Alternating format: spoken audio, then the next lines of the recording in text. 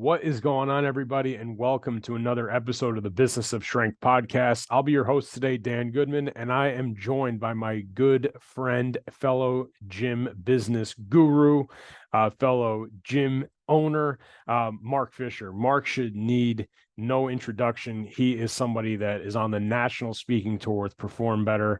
He is a published author in every magazine. He founded one of the most recognizable quote unquote purple cow businesses in Manhattan, Mark Fisher Fitness. He is the co-owner of the business for Unicorns, and is an investor in Alloy, the franchise that does small group personal training. He's a wealth of knowledge. We've had him on the show here before, and really I wanted to have him on just to catch up and see what he's doing. It seems like Mark is everywhere. He's making a real impact in our industry, and he is a wealth of knowledge. So if you are a personal trainer, aspiring gym owner, Mark is somebody that you need to be following, and I think you're really going to enjoy today's conversation. So without further ado, here's my conversation with Mark Fisher, everybody. Here we go.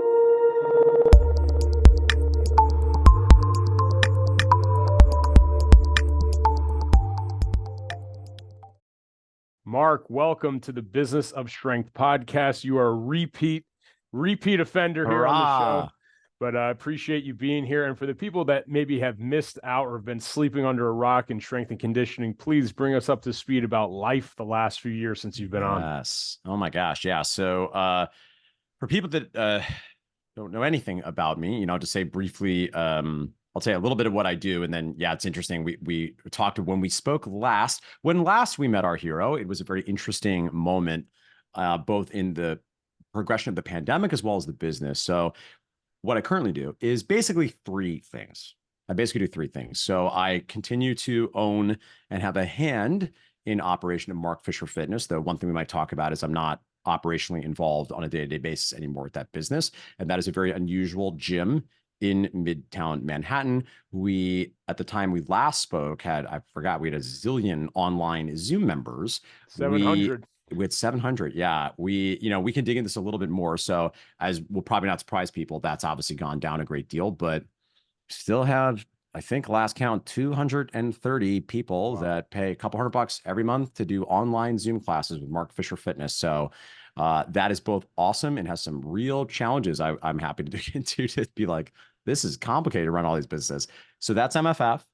And again, if you've not seen Mark Fisher Fitness, I'm sure stuff will be in the show notes, but it's a very strange, unusual place. Ridiculous humans, serious fitness, call our clients ninjas, mascots unicorn, pretty serious strength and conditioning place. So that's what most people had first heard of me for, which I'm perhaps most notorious for. Then secondly, I have another business. Most of my day-to-day at this point is working on a company called Business for Unicorns. And this business works with gym owners who are looking for more income, more impact, and more freedom. So we had been doing that for several years. This is another thread we can pull on if we wish, because really it was, I think it was actually probably after even that talk, it was probably about 2 years ago. We were like, all right, I think we're going to really focus on gym owners, because we had been doing a lot of different consulting in different spaces, and it was very cool, but also it's like, again, it's kind of hard to run a business when you're sort of for everyone. So we made a decision a couple of years ago to really kind of dig in on working with gym owners. And then really as recently as actually this past September, we were like, okay, we feel like we really know how to do this now. Like now we really want to like help a lot of people and make this great. And not that we were saying we didn't care before, but you understand what I'm saying. No, and then the third piece is a franchise model. So again, another interesting thread. And Dan, you'll be in charge. You'll be the ringmaster here to take us wherever we want in my life. But since last we met, I signed an agreement with and opened up the first of what we hope to be several units of an emergency small group personal training franchise called Alloy. It has been very fun for me, challenging in some moments, and overall awesome because I love to learn. And it has been very interesting to grow a non-personally branded business, much more akin to the business that a lot of my coaching clients have. Very small staff. It's in a suburban market. Can't use any of the tricks that I would usually go to, such as who do you know in your market? What about your former clients? Well, none of that's there. So that has been a super interesting and kind of awesome experience that has led to the development of a number of new skill sets. And in fact, one of I would say that process and having to refine and actually get my hands dirty on a very tactical level with a number of specifically marketing skills is what gave birth to this book that I came out with recently, which is just a free book that covers all the ways that I know how to grow a gym. Because in practice, I had always known there were some things that I did not learn because of MFF's atypical growth and in ways that have been useful. Like those were not there when I opened up this other gym brand. Because for years, people would, I think, correctly say like, oh, but you're the unicorn guy and does this transfer? And listen, for people that are real students of the game, we know that two things are true. One, the principles transfer. The principles are always the principle. They never vary. But two, yeah, the methods do vary. And not just because brands are different, but also because the things that work in Midtown Manhattan don't necessarily work in a suburban market. They're not necessarily going to work in, and I quite seriously, for again, my own continued edification, would be very interested in actually being quite intentional about opening up in different kinds of markets. Because to my mind, one of the great unspoken considerations for the tactics and strategies for effectively running a gym is there's a lot of stuff that really is market dependent. And if you really look at the various things one could do for marketing, it is quite true. There really are some things that are just scorched earth in a place like Midtown Manhattan.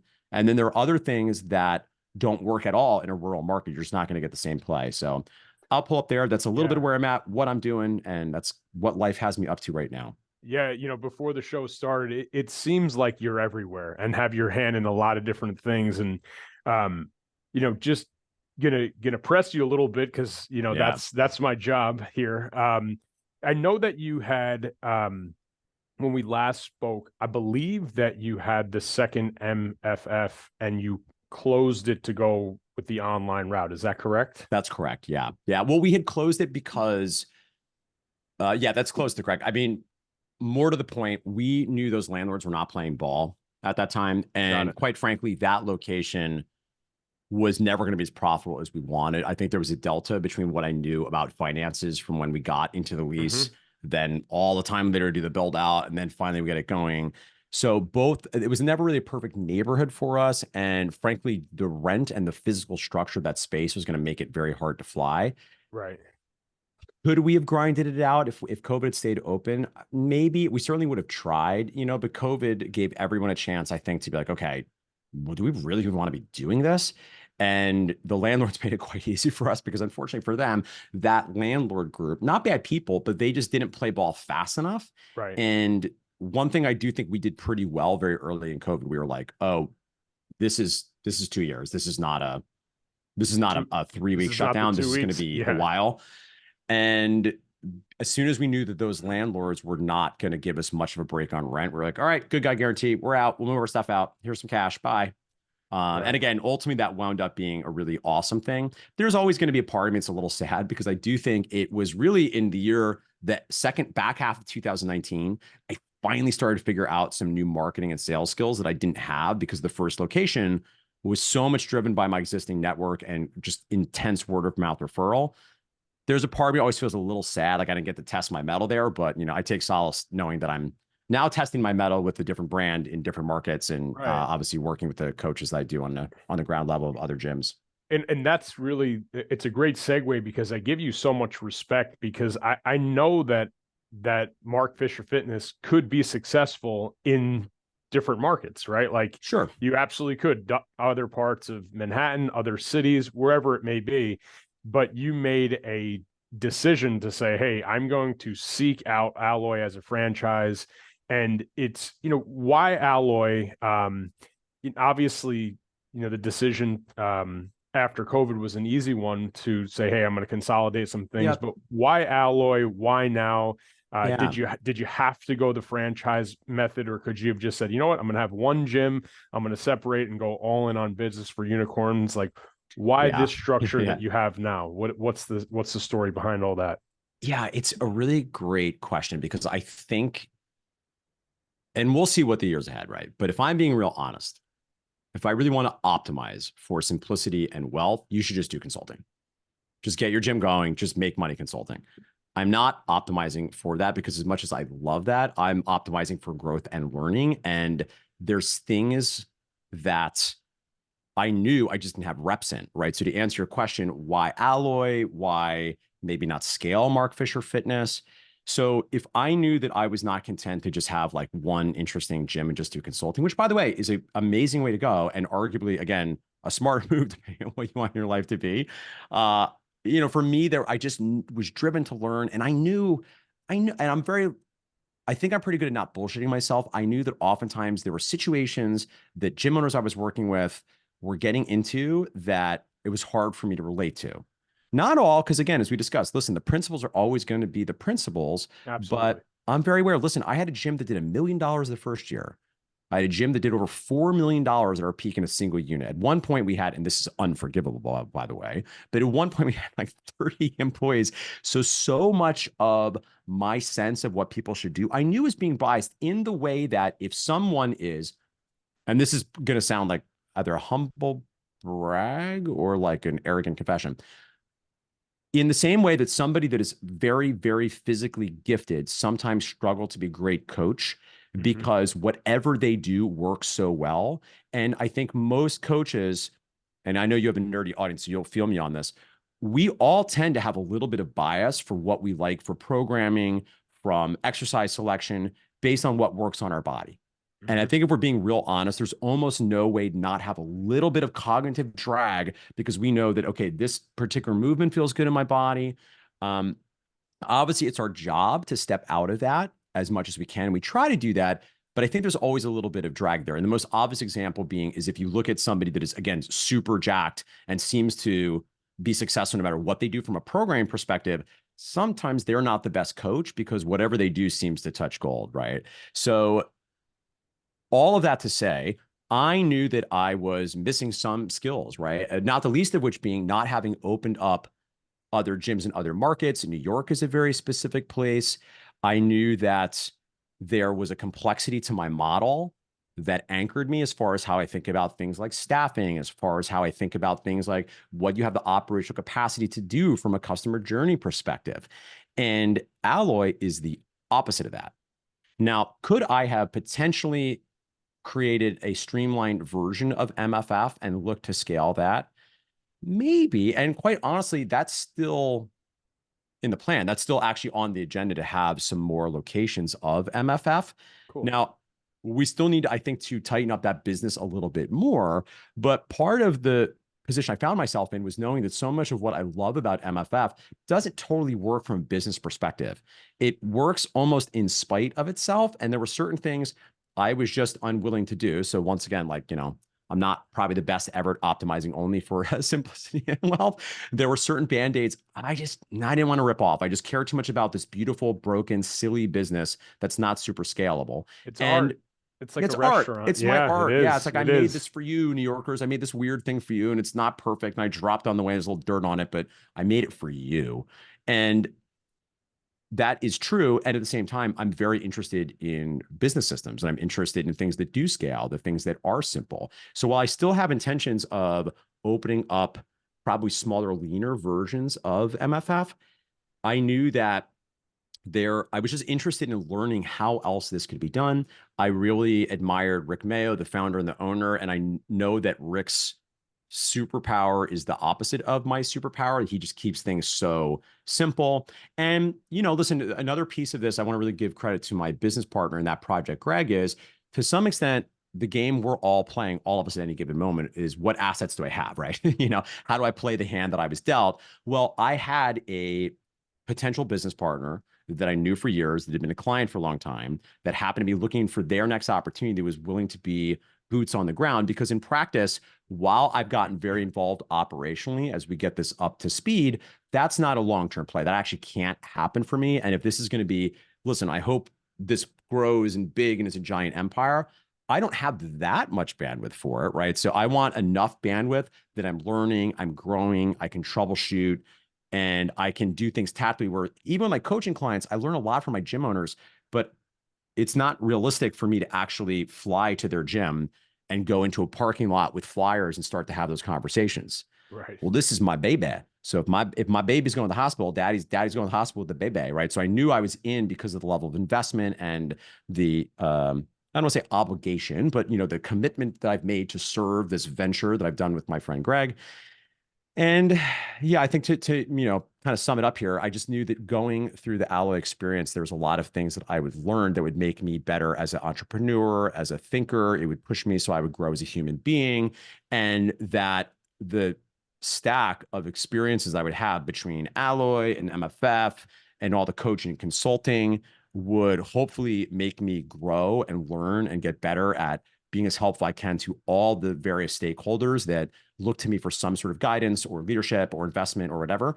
And it's been very awesome. So, but again, I have to credit Greg is definitely like a big piece of this. And sometimes I want to acknowledge he's never said this, but I do feel like oftentimes when I talk about it, I probably talk too much in a vacuum about what I wanted out of it or the learning I wanted. That's all true. But I have to give Greg credit. Had I not had somebody who was willing to be boots on the ground, none of this is going to work, right? You said yourself, I got a lot going on, right? I'm not going to be able to be there almost ever. I mean, to this day, I've only been to the facility maybe 4 to 5 times.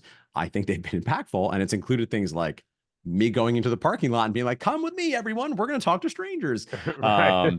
So yeah, so that's sort of how we have landed where we are right now. And, it's definitely a lot of things going on. And there's definitely moments where I'm like, dude, what are you doing? Like, this is not the simplest way to do this. And I suspect there's going to come a time in my life, in my career, where I want to further shrink down a little bit, but I'm not the youngest guy, but I still feel like I'm learning so much. I feel like I've learned more in the past year. I'm more interested in this I've ever been because I feel like I've learned so many new things. I'm so excited to talk about this all the time because I just want to scream from the rooftops.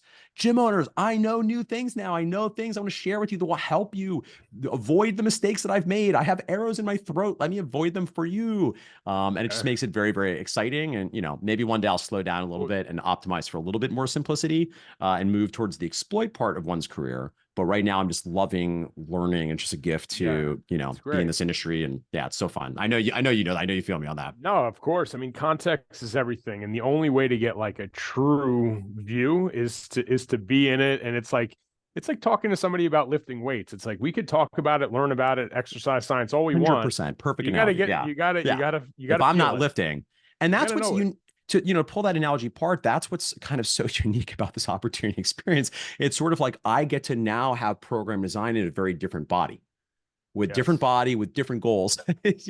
I get to experience that in a tactical way that I really do think has informed my thinking, has filled in some of the gaps. Not to say again that we didn't do good things, but there were just certain things I just never got to experience, So yeah. So what's been being such a I don't even know if you were trying to be when you first started Mark Fisher Fitness, but being somebody that's so entrenched in really the art that has become that gym and the brand and the message and it's like Varsity House, the original location. It's like if the walls could talk, it's just one of those places. It's the same thing there. And it's a very special and unique experience. Now going to the franchise method, I know for me, and this could be like just because I don't know and I'm not informed, but how does what has it been a huge challenge? You alluded to it a little bit at the start of the conversation to go into something that maybe feels more, for lack of a better word, just more plain or more simple. Wow. I mean, I think it's a great question. Surprisingly for me, no. Now, here's the thing that I would note, because it's worth acknowledging, before I even made this decision, I studied intensely for 18 months franchises as a system. And I considered all the things one could do with franchising, which is often incorrectly said. It's not an industry, it's a system. It's a way of doing business. It's a very unique relationship between a franchisor and a franchisee. You do need to be an entrepreneur, but you do need to be able to color in between the lines. So for me, the thing that I was most drawn to about it, which is not the case for MFF, and candidly is not really the case for Business for Unicorns, is I know I am a great dancing monkey, right? I'm a good dancing monkey. I'm a good brand ambassador. I know how to drive personal brand. And I even feel like I'm pretty good twice at building a business around my dancing monkeyness. This was interesting because that wasn't the case. It's not, to your point, personally branded. Right. And I don't mean that, I think we both agree. We're not saying this in a negative way. We're not trying to say it's boring, but it's simple, simple, Right. And it's cool. And it's just like different. Right. And for me also, there was something about this as an opportunity, a challenge to show that I'm not just going to draft off my own dancing monkeyness. I'm going to draft off my understanding of the principles and methods that one employs to run a successful gym. It doesn't require you to be, have like a very specific email voice or have a specific persona at speaking events, et cetera, et cetera. Now, the other thing I would note about franchising that is very important of why a lot of small business owners are actually not a good fit is you do have to be able to play within the lines. I think sometimes, as much as I love the art of Mark Fisher Fitness that I've made, as much as I do consider myself to be a relative creative person, I do not believe, I think to some extent I get probably more credit than I should, and people have maybe an inaccurate perception of me as this big idea guy. He's got the unicorn gym and it's glitter and he's ideas. I'm not saying I don't have any of that in me, but I think I also have very strong, I'm very interested in operations, right? I literally love systems. So there's a big part of how I move in the world and make order out of chaos. That's why I love time management so much. I like making order out of the chaos. I love making the trains run on time. So I don't have anything precious about running someone else's plays, because I'll say, even for Mark Fisher Fitness, and this, some people might be like, what? If they know the brand, honestly, I don't think there was anything. Here's what I'll say. It's not that there was nothing new about what I did, but what was new about it was just combining weird things, right? There was nothing that, oh, I thought of this brand new thing that's no one's ever done before. It was just a very unusual brand. And yes, that was intentional. So I'll take credit for that. Like, I knew what I was doing. I knew people would talk about it. I knew it was going to be, as Seth Godin would call it, purple cow. But in practice, I've always been a voracious reader. I'm reading all the books. I'm studying all the people that have ever said the word fitness business. I'm listening to their podcast. I'm going to the events. I'm going to the conferences. So for me, I was just combining different things anyway. So I never felt any sort of resistance to having one particular set of pre-packaged plays from someone I trust like Rick, and committing to like, okay, I'm just going to run these plays, right? And to some extent, it helps me protect me from myself because I can't do other things. I think one other thing I'll share just very briefly that I was interested about this particular opportunity is it's also a different thing to go in with an emerging franchise versus an established franchise, which is to say, if it's an established franchise, there's going to be even more strictures around what you can and you cannot do. And I think Alloy's awesome. And, they would concede too, it's a new brand. We're going to figure some stuff out together. There's going to be bumps, and that has an extra set of risk and challenges, perhaps. But it also means that somebody coming in with some batteries included who already has, the unicorn side is like 70 something playbooks. I already have like, this, I got to play for that. Oh, we need this thing. Okay, let's plug in this play right here. And of course, optimally have the opportunity to feed those back up to the franchisor in the system so I can support the fellow franchisees and hopefully, do my best to make the system better for all parties. No, that's cool. And I didn't even really ever take that into account either, that as a franchise is developing, they're, obviously they would be remiss to not look at the success of the best franchises and make the adjustments along the way. So that is really cool. So we talk, when even listening now, I'm jotting down a bunch of notes. It's like, how do you fit it all in? You had Mark Fisher Fitness, and I want to make sure we talk about Business for Unicorns. But in terms of Mark Fisher Fitness, it is you. It's your name. How have you come to an owner operator role? What does that involvement look like? What is it? Yeah. So, this is definitely a rabbit to be pulled out of the hat. And frankly, it's an open question. Remains to be seen how we're going to do it. If we do at some point need either a rebrand or some sort of restructuring, because, that business definitely has some changes in light of it being 2024, in light of the market and you're changing, in light of also, I think very differently about a lot of these things. So on the one hand, while I care very deeply about the culture and the mission, and that is sacrosanct to me, in practice, I'll concede there's a little bit more and more of a cognitive dissonance now to some of the ways that business is run versus what I might, for instance, suggest a client is doing if they're starting a new gym. So to answer your question as far as fitting it all in, well, Mark Fisher Fitness, I don't have a role. I don't have an operational role. And that has been a transition that took place over several years. I had to really develop some strong people in the leadership roles. Again, it's an unusually large business, so it's not strictly relatable, probably to a lot of people listening, but we're big enough that I have a general manager, Sheriff Alex. We have a sales director. and we have a fitness director. So that's, that's a core group of people that are able to look over that business, which again, it's a big, complicated, beautiful beast. A lot of services, probably too many. I'm interested in streaming her down a little bit, but that has given me the freedom to do other things. So the only thing that I do is I go to the leadership meetings. Usually I meet with the GM and the sales director about 3 times per month on average, more if they need, less sometimes if we're on vacation. And then I continue to write most of the emails. And even that I've started to pass off a little bit. And it's been a transition. Even last year, it was interesting. It became very clear the second half of last year. I was like, oh, this is getting confusing for people, because I didn't go in that often. But when I did, there was very much a sense of like, what's happening and who's in charge. And we know that is very important for a team, right? You want to know, where's the vision, who's in charge, who's running the joint, is someone looking after this, are we all safe? And that was, I think, also a good learning lesson, because as much as I know I had told people what my change in relationship was, the nature of leadership is you say the thing over and over and over. So at the beginning of the year, when we did our usual State of the Union, we brought up an org chart, and I was like, I'm not on the org chart. I do not work here. I do not have a job here. I love you all a lot. I'm here for anything you need. I'll be working very closely with Alex and Emily and Chris. I'll be supporting them and giving them everything I need. If you need me for anything, you're always welcome to come to me. And you should know that they're your bosses. They run Mark Fisher Fitness. They're in charge, and I will still be spiritual grandpa.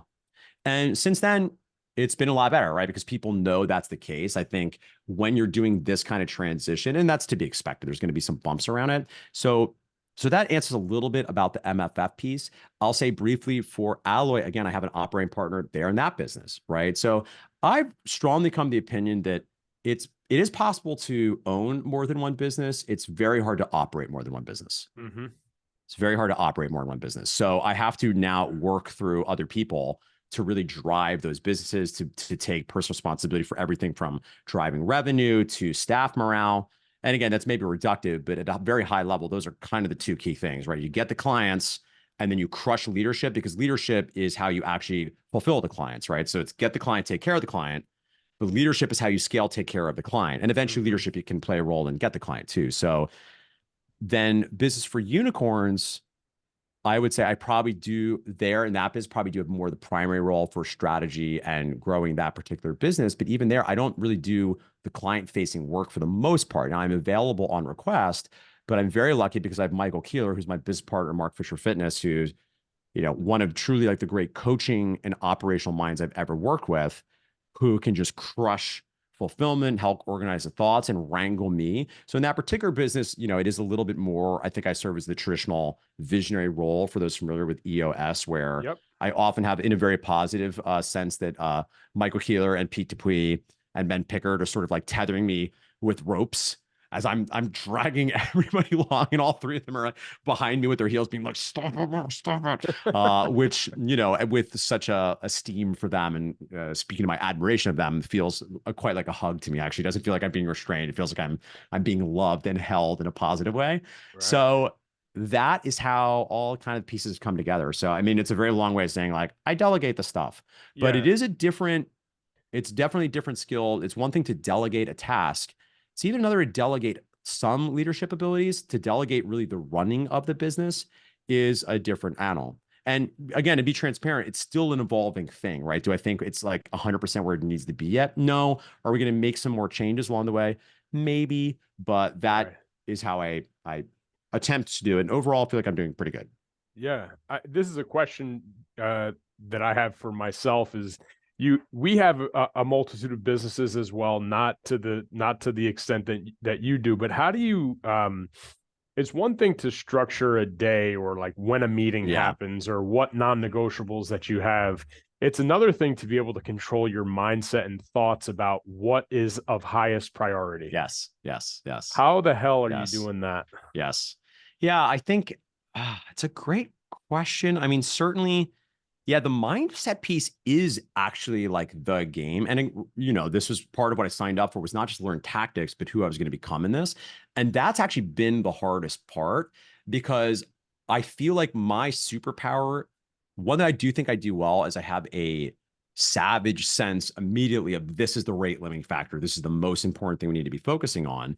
And that is very useful because I've discovered that is the role I play in almost all of the businesses. It's always very clear to me, this is the most important thing now.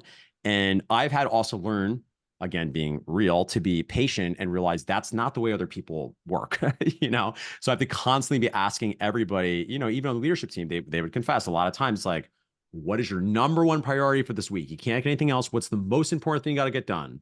And oftentimes I'll be like, no, I appreciate you said that, but here's why this other thing is more important. Now, I wouldn't say oftentimes, but sometimes I do have to support that.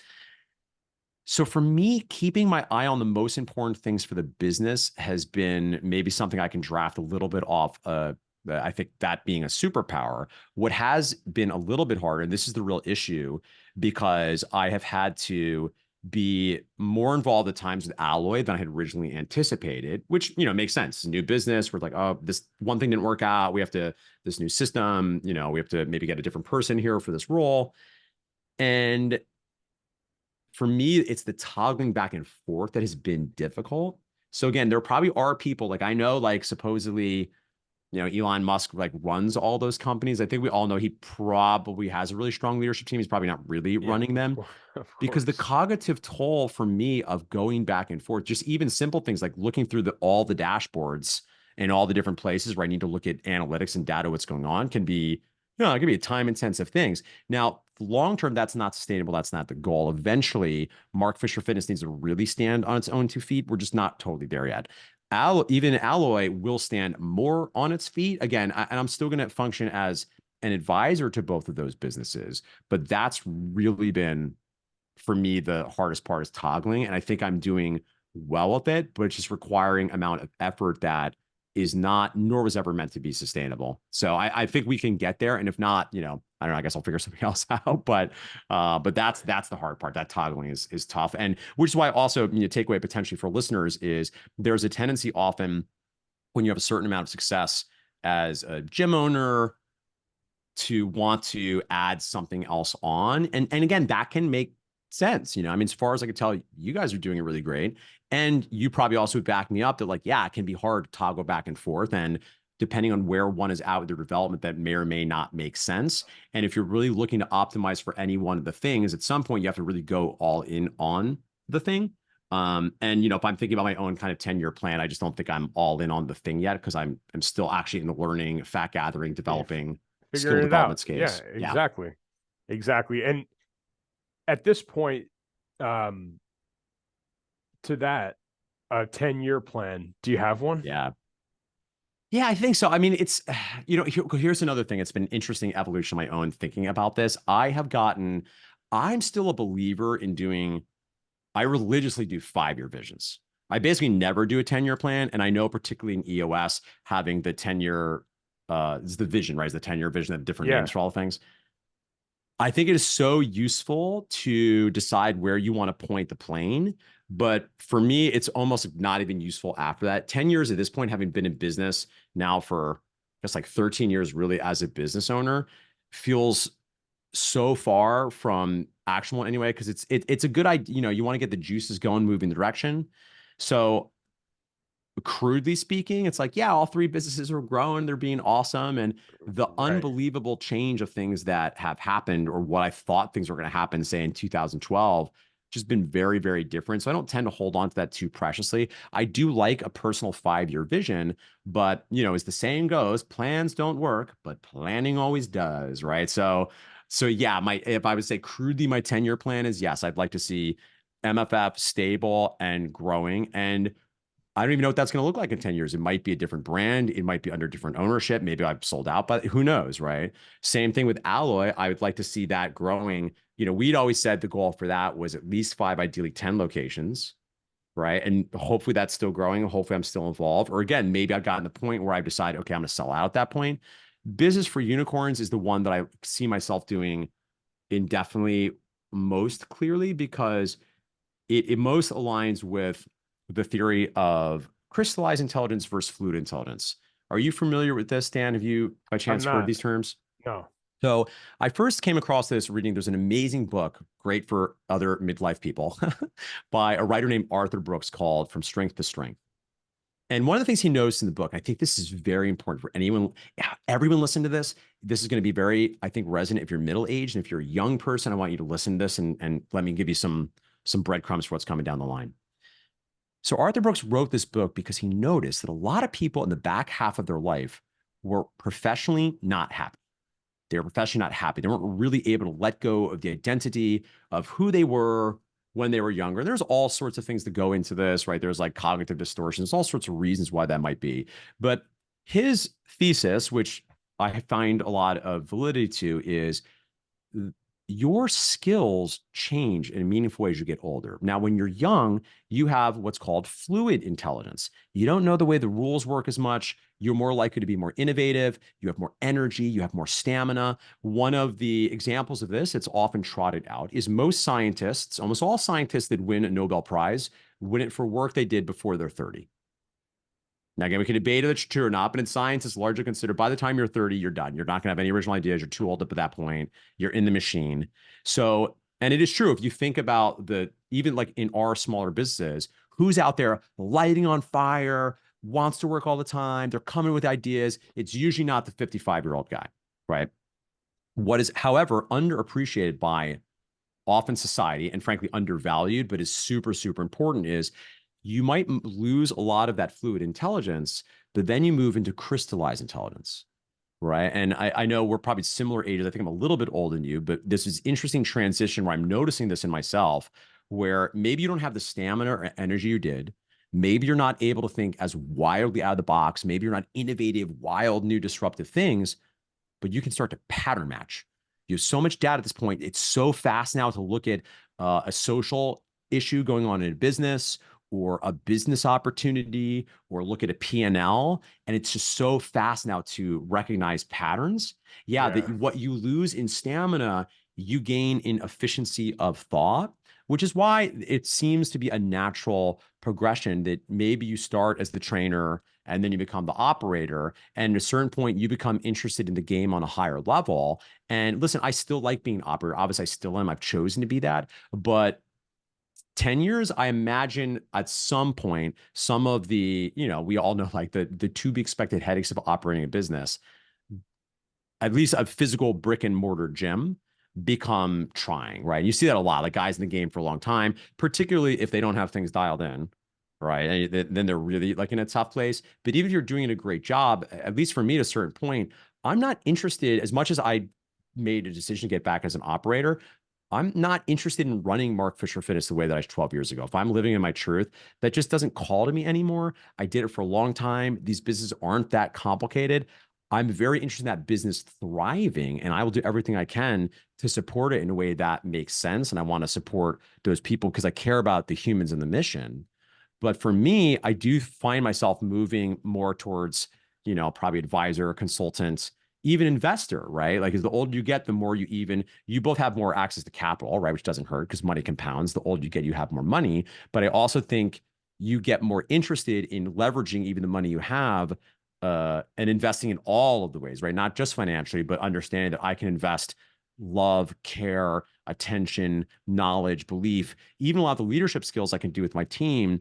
It is very satisfying to do both not only for clients that pay me money to serve some of that role as a mentor, but even informally wanting to give back to the industry, right? Even people that I will never talk to, that will never give me a dollar, but hopefully I can nudge them in some way in the way that I have a lot of mentors that I can't say I have a lot that I haven't connected with, because that's always been important value to me, is reach out and express gratitude. But yeah, there's a lot of people in the industry that I feel like changed the course of my life that I was never officially a client for, that I'm indebted towards. And I do think I'm now moving into this position where there's very much this protective is not the right feeling, but I want to contribute to, do my part with the legacy of the history of physical culture from both a fitness perspective, but also a fitness business perspective, and do my part to nudge these guys further, knowing and hoping that there's guys right now that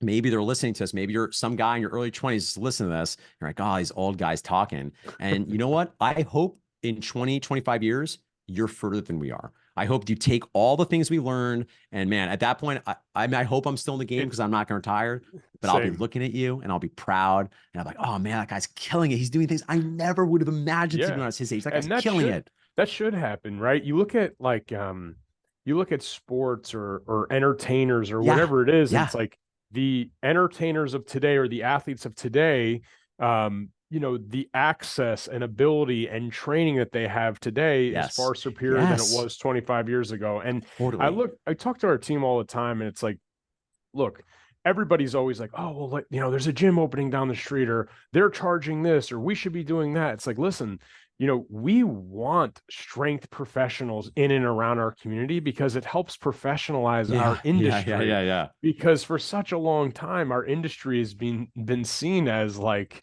not the greatest. Let's just Yeah. leave it Yeah. at that. Yeah. And the Yeah. barrier for entry is zero. Yeah. And we want to make sure that there are strength professionals that actually get to ride this out for an entire career.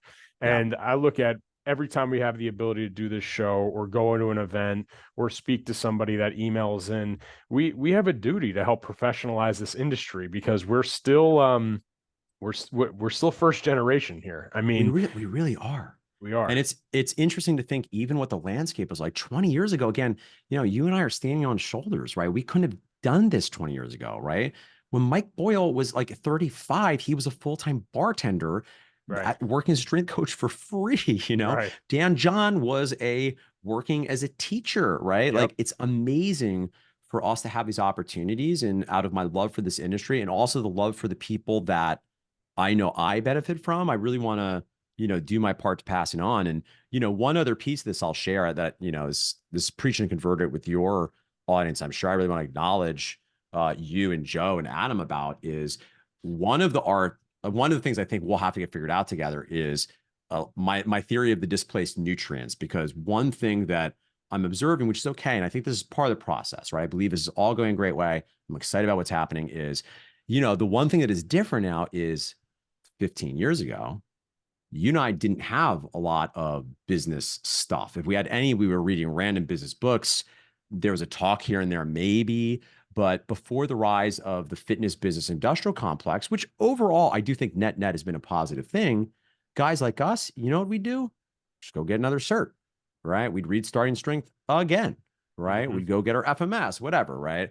And while that road admittedly can only take you so far if you really want to have a successful business, it's better that we have these other skills. One thing that will be this interesting transition, speaking about further professionalizing our business, is the mini challenge we have now is now sometimes, and it's not the listener of this show, right? If you're a listener of this show, like high five, I know you're in the church with us, is, the 25-year-old that got a cert and was like, well, I want to make more money, right? And they're getting all these Instagram ads. Here's how to make more money, right? And they learn the sales and marketing stuff, and they arguably are way better than we ever could have dreamed of even have been when we were their age.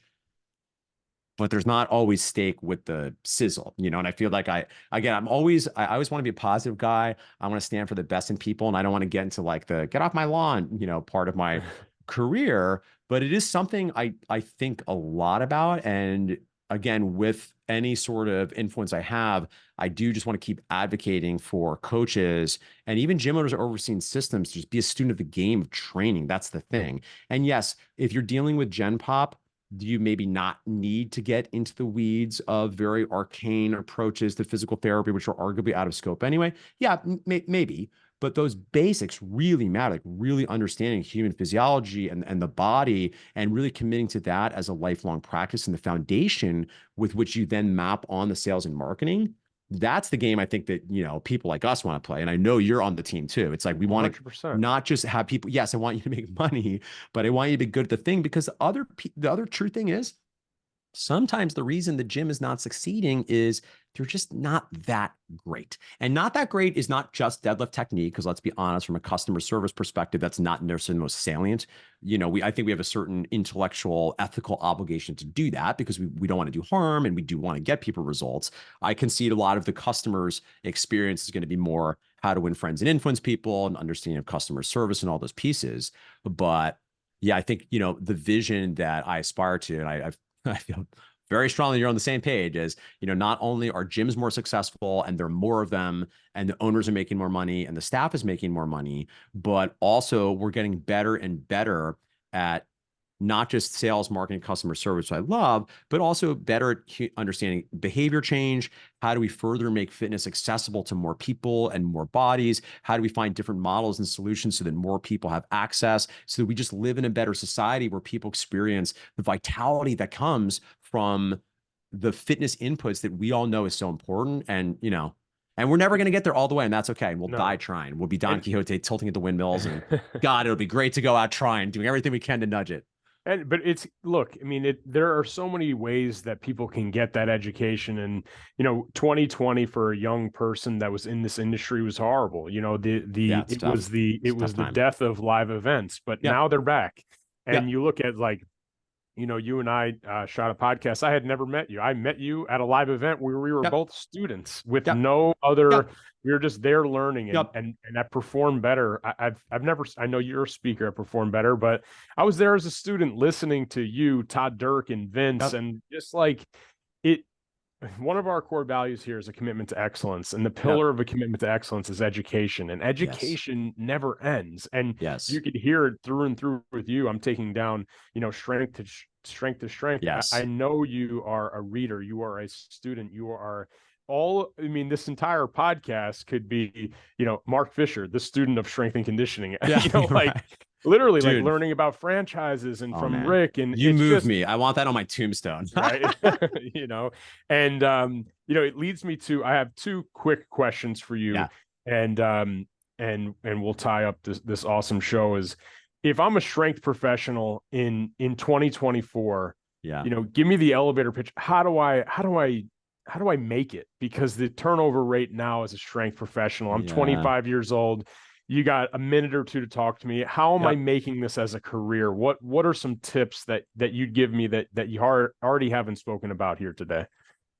Yeah. I mean, the first thing I'll say is, of course, the first thing I would do is probably ask more questions. What makes it what this individual thinks of as making it? And unfortunately, I don't know, I have other things we haven't already talked about, which is the commitment to lifelong learning. I think if there's one thing I would put on the radar for any of the younger people listening, this is a thing that is true. If you look at, there is a field of psychology called effective forecasting. And essentially, what it means is people are not very good at predicting how they're actually going to feel when things happen. And one thing that I would put on the radar of this young hypothetical coach, or if you're listening, is what you want is going to change. So in the short term, yes, the better you get at all of the skills required to be an amazing coach, and not just the coach of human physiology, but as importantly, a coach of human psychology. The more you commit to lifelong learning, become truly amazing at your craft, the better off you'll be. And in the short term, yes, maybe another pro tip is finding mentors, and I don't necessarily mean paid, but like sources of information, putting yourself in environments, finding jobs at places that are high value, that I would say maybe align with your values, for leaders, for managers, for people that can help grow you. And particularly at the beginning of your career, I think optimizing for, which arguably maybe I'm too fault still doing at this stage, like literally I said, optimize for learning and growth and skill development, and find the organizations that will appreciate you and be worthy of being in those organizations.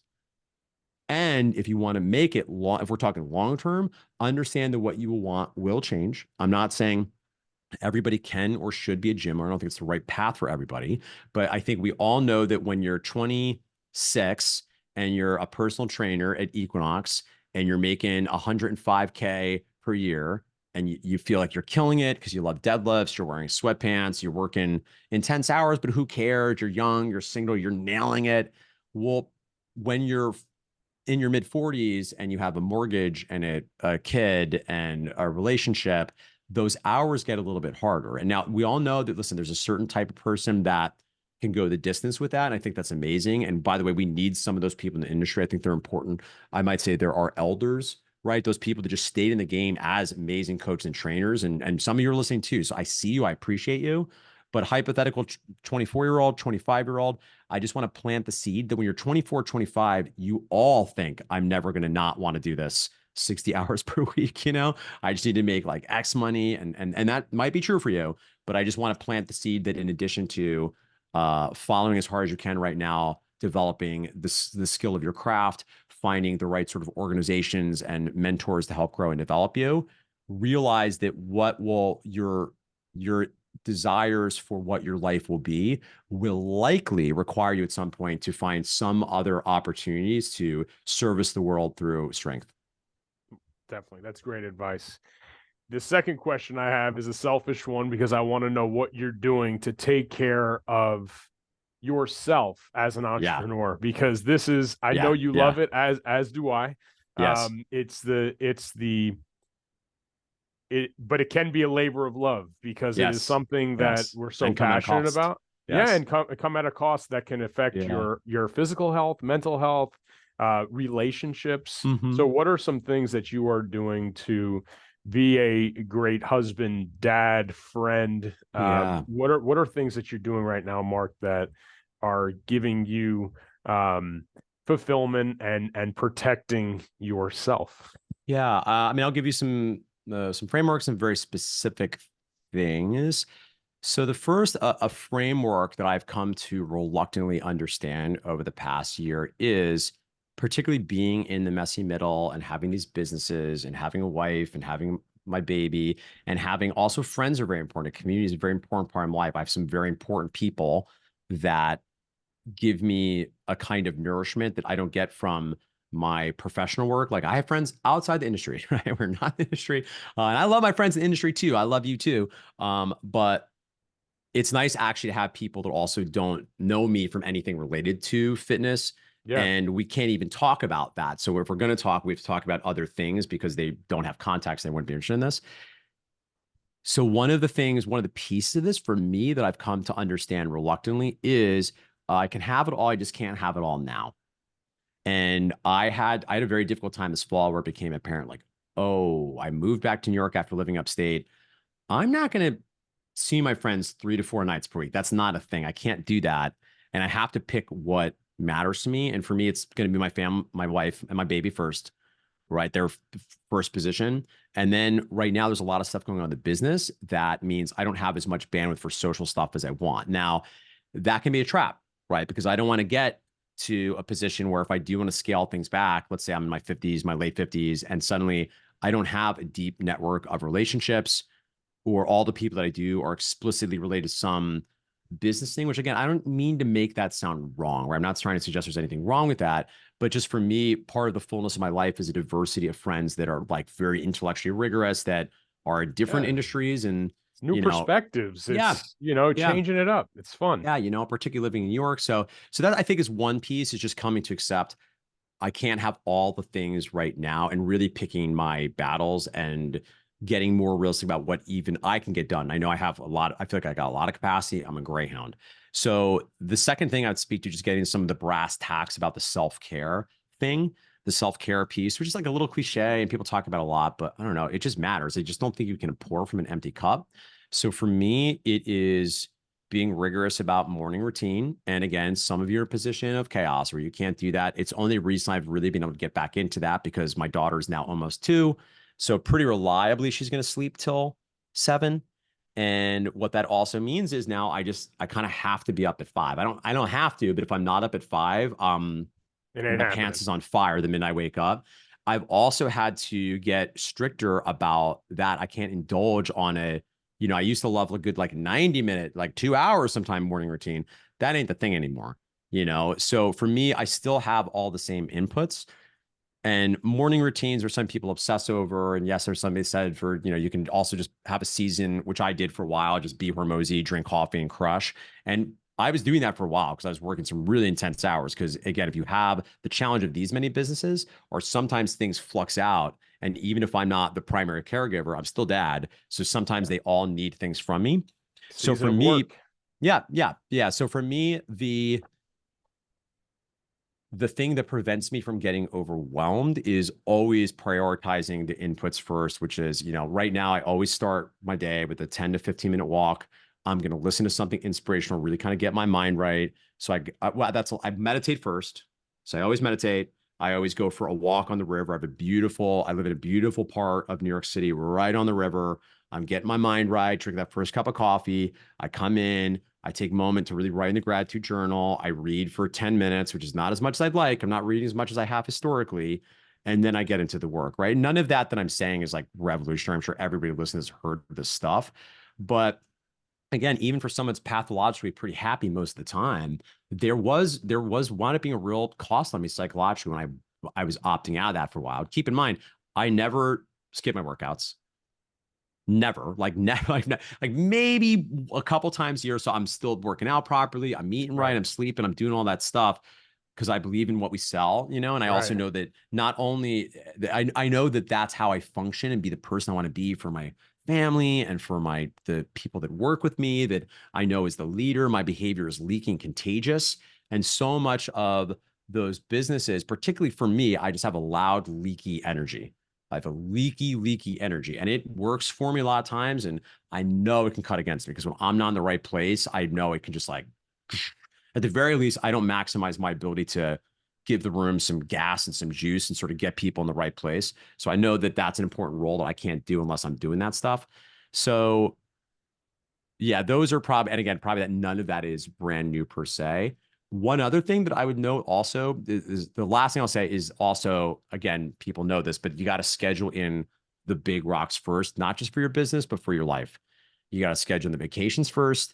You have to schedule in, and I'm a good planner and a good scheduler. I think I do a pretty good job with that for getting as much social life as I can, making sure that my wife and I have a date night once per week, making sure that once a month my wife and I'll take off a Friday or Wednesday or Monday. My daughter's at daycare and we'll spend a day together, and I'll just plug out of work and we'll just drop in.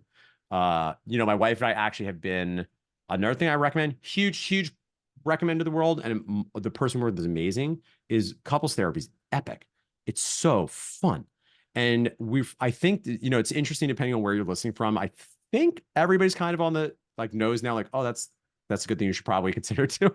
Yeah. I don't think there's the stigma there was 5 years around it. And really, it's kind of like therapy coaching, honestly. And again, what do people like you and me, Dan, do? Well, if we care about it, we want to be good at it. We'll hire someone who will help us see what we can't see. And admittedly, we were not in crisis, right? This was not a situation where we're going because oh God, this is blah, blah. We're just oh, we're not connecting the way that we want. This is really hard with a kid. I got a lot of work stress. Game changer, total game changer. And then it's just guaranteed time to really connect and drop in. And I've done some therapy on and off for myself over the years, but this has been really beautiful because for me, my wife is really kind of the foundation, and I love my daughter. My daughter is everything. I mean, she's the sun in the sky, but my wife, we were pretty clear going into this. She and I are the ones for the road, and we have to prioritize this foundation. Number one, for our daughter, right? And number two, because after my daughter's gonna be around for a while. She's gonna want to hang out for 10 more years. But my wife and I, all things going well, we're gonna be around for a long time. And I want to be very clear that sometimes there are very good reasons to break apart, and I don't think that means failure. By the way, a lot of times even a marriage won't work out. And I don't think that necessarily represents a failure. It might just means you grew different ways. But as it happens, I think my wife and I are growing together. And I found it to be not only useful, but fun. And just this really beautiful way to connect. Let's learn more about each other. This is top of mind because I just went this morning and it was just I'm just so interested to continue to discover things about myself and discover things about this woman I love, she's the foundation of my life, right? If I don't feel right with her, I'm and it's just been really fun to have the space to get to know her better. So anyway, I'm gushing as always, but yeah, it's been really, and my therapist also is a G. She's so gifted. So that's awesome. Well, Mark, I know you have, talking about calendars, and you have a ton of events coming up. Yeah. If somebody's listening to this and they want to connect with you in person, I know we're going to put the book in the show notes, but for somebody that wants to connect with you in person, online, give them the goods. Where can they do that? Yeah, best places to find me, I guess, would be if you go to @BusinessForUnicorns on Instagram, give us a follow there. We're pretty active over there. I'm kind of in and out of, we have somebody that runs that in full disclosure, but that's a great way to find some stuff. I'm also take email writing very seriously, as we talked about in our previous podcast. So if you do choose to get the book in the show notes, or go to gymmarketingsecretsbook.com. You'll get my emails, which I work quite hard on. Love your And emails. then Love them. thanks, man. Thanks. I love it so much. It's such a, I'm just so interested in this stuff, as you can probably tell. And I love email writing as a craft. So it's a real gift to have the opportunity to share, hopefully, some useful stuff for people that are interested in it. And then for in-person stuff, yeah, there's a lot coming up. Actually, it'll be live by the time this happens. We have our Unicorn Society retreat in Boston that we do always have a few extra spots for gym owners. So if people the middle week of September want to go there. I will also be at Perform Better in LA. If anybody's going to Perform Better the first week of August. And then I'll be speaking at Vigor Ground Summit with my buddy Luca Hosevar. That'll be happening in October. So those are some places. And come to an event. Come to live events. You youngins, you can't learn it all on Instagram. You youngins, come to the live events. Believe me and Dan when we tell you have to go meet people in person. It's important. I got to come to one of your events. The Dude, Luca anytime. event looks awesome too, and I got to come to a Business for Unicorn events. You guys you would be my guest. Yeah, honestly, you, Joe, and Adam, you would be welcome to be my guest. So anytime it works for you, it'd be thrilled to have you. Well, thank you.